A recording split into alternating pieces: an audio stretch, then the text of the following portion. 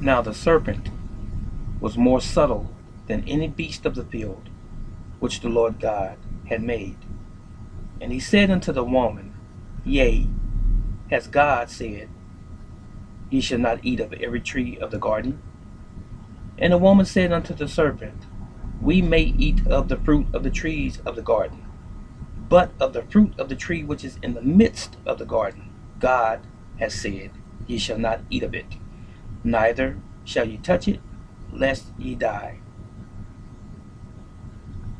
And the serpent said unto the woman, Ye shall not surely die, for God does know that in the day that ye eat thereof, then your eyes shall be opened, and ye shall be as gods, knowing good and evil. And when the woman saw that the tree was good for food, and that it was pleasant to the eyes, and a tree to be desired to make one wise, she took of the fruit thereof, and did eat, and gave also unto her husband with her, and he did eat. And the eyes of them both were opened, and they knew that they were naked. And they sewed fig leaves together and made themselves aprons. This passage is from the book of Genesis, chapter 3, 1 through 7, King James Version. Please write that down and read it again in your leisure. That was a deception by the serpent in the Garden of Eden, as recorded in the Holy Bible. So, what was the point there? The Almighty, the Creator, gave the man and the woman specific, explicit instructions on what they could do as it related to what they ate in the garden. Then entered a third party. Most of us refer to him as the serpent, or the devil. Whatever you call him, however you label him or categorize him, he is a deceiver. He is deceptive. He has an agenda. And his agenda is to make you go against that which is right, so that you can feel as though that you are receiving some form of benefit at the same time. When you know that it is unlawful to do something because it is either against God or even against yourself and your own convictions, he, the deceiver, the great deceiver, tries to make you go against it anyway.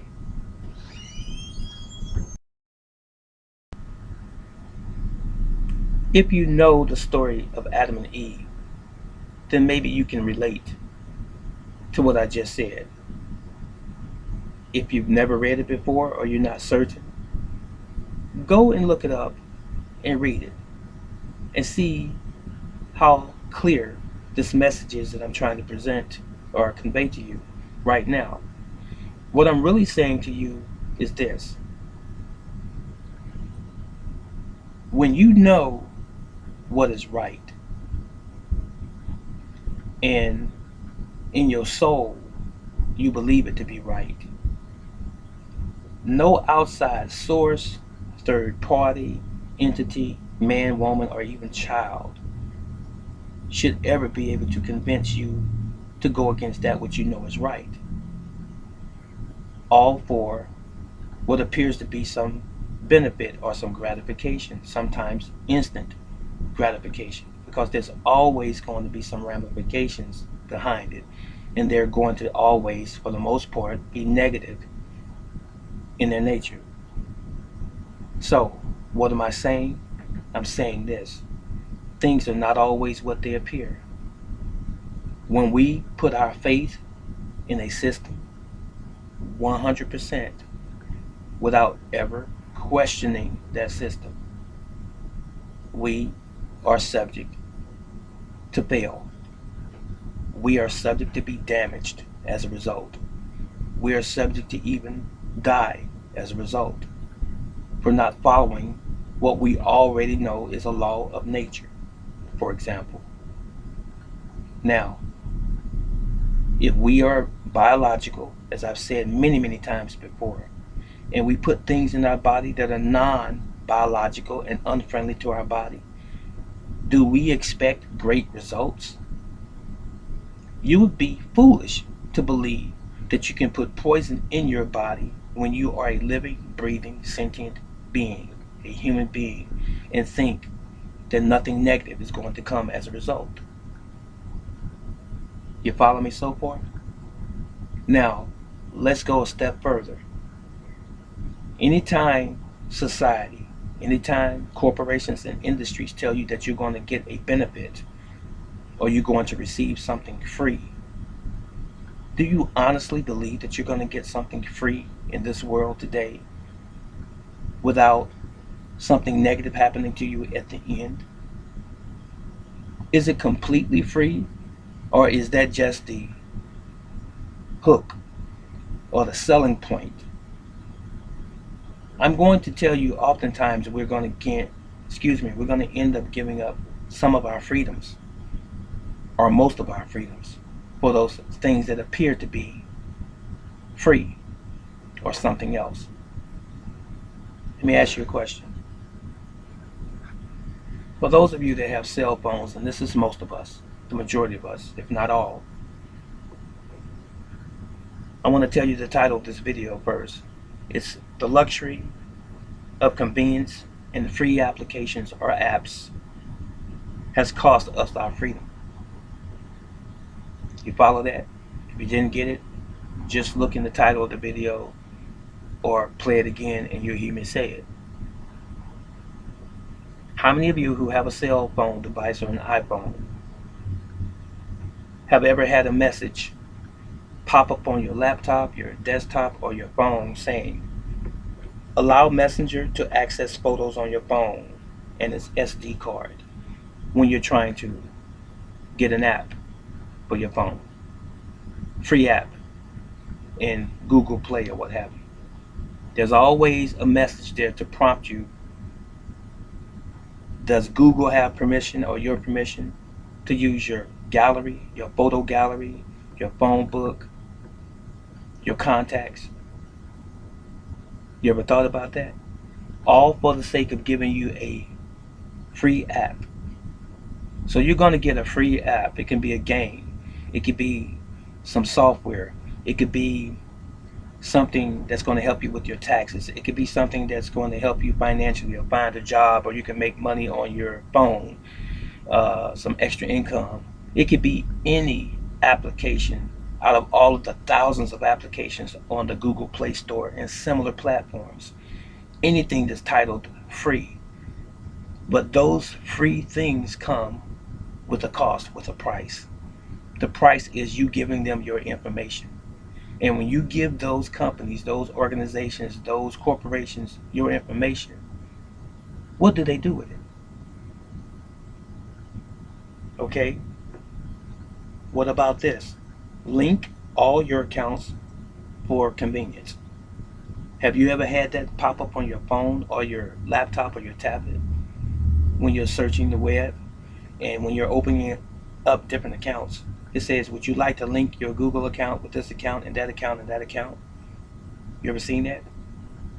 What's the price that one must pay to have all of that information circulating through all of these different platforms, social media sites, and so forth? Connecting your Snapchat, your Instagram, your YouTube, your Facebook, connecting all of these different social medias together at the push of just one button or key. Do you know people are using our information? Do you know that these powers that be, these institutions, they know who you are? They know what you like, what you buy, where you are. Have you ever seen the statement, do you give so-and-so permission to have your location? Where's your location? You'll see a little window pop up and you push open location. What location? the location to where you are. Now, while I'm here, I dropped my paper, but I know what I'm talking about. I don't need that paper. So, how many people out there, as I'm talking to you, have used Lyft or you have used Uber as a cab service to take you from point A to point B? How does Uber and Lyft and similar services find you? Don't all yell at the same time. Don't you all raise your hand at the same time. How do these apps know where you are? Eyes in the sky. It's called GPS. Been around for a while. You type in your address that you're going to, they already know where you are by virtue of the signal that's going through your phone and through their system. They know where you are, and they will come and pick you up exactly where you are. Can you not see how intrusive that is? Now, if you need transportation publicly and you want to go from point A to point B, I get it. I've used the service myself, but I've used the service with understanding at the same time. I know what we're giving up in terms of our freedoms. Anytime you want a particular service that's convenient, it does not come without a cost or price. And those prices oftentimes involve our losing our freedoms. Do you think that the government, local, federal, otherwise, cannot track where you live at through all of these applications that you have signed up for? Most people, when they buy a cell phone or a cell phone service, don't you give them your credit card or your debit card information? Don't you give them your name, your social security number, and your address? Unless you're going to buy a prepaid out of a store. Your information is always being extracted from you in exchange for a service. But we never think about what's being done behind closed doors. We're thinking about the immediacy of us receiving a benefit. I'm getting something out of it. Let me throw something else at you. How many of you have ordered a pizza or food on the phone? Don't you tell them your name? Don't you give them your credit or your debit card number? That credit and debit card number has your address and who you are. You give them all of your credit and debit card information on the phone, over the phone, while you're talking to them, placing your order. How do you know that no one else is listening? How do you know that someone is not taking their data that you're saying into that phone, even though innocently you think you're buying a pizza or some meals from some other restaurant that's going to drop it off at your house? How do you know that there's not a third, fourth, and a fifth party that's recording you telling them what your credit card or debit card number is? You just gave it to them over the phone. Do you get this? So, we have no privacy, ladies and gentlemen. We have no freedoms other than that which we were born with. But as it relates to the world in which we live and those powers that be that call themselves our government, we have been spied on, and they continue to spy on us. Nothing is being given to us free. Our freedoms have been taken away, stripped from us, all for the sake of convenience, all for the sake of what we think is a free game on our phone. Candy Crush, Fortnite, all of these different games that you can play on your cell phone and your tablet, free. The question really is, are they really free? Or are we actually using and losing our freedom? I don't want the world to know where I'm at. I don't care who you call yourself. Shadow government, Illuminati, some third world party, whatever. I don't care who you call yourself. No one has a right to intrude in another man's life or woman's life without full disclosure of what your agenda or your purpose is. Anything that's done other than that way is a sin. It is a crime. It is unlawful and it is illegal. But does that stop them from doing it? Not at all. So the question is, before I part, maybe two, do we really have freedoms from the government?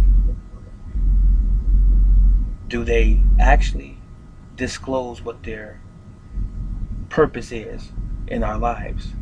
What role they actually play? Or is it all simply a game where at the end we lose and they win? That's a very deep statement and subject, and I want you to think about it. I'm just trying to get you to think. And if you're really thinking, you will come up with the same conclusion that I have. The only one that we can ever trust solely and truly on this planet is us. I'm out.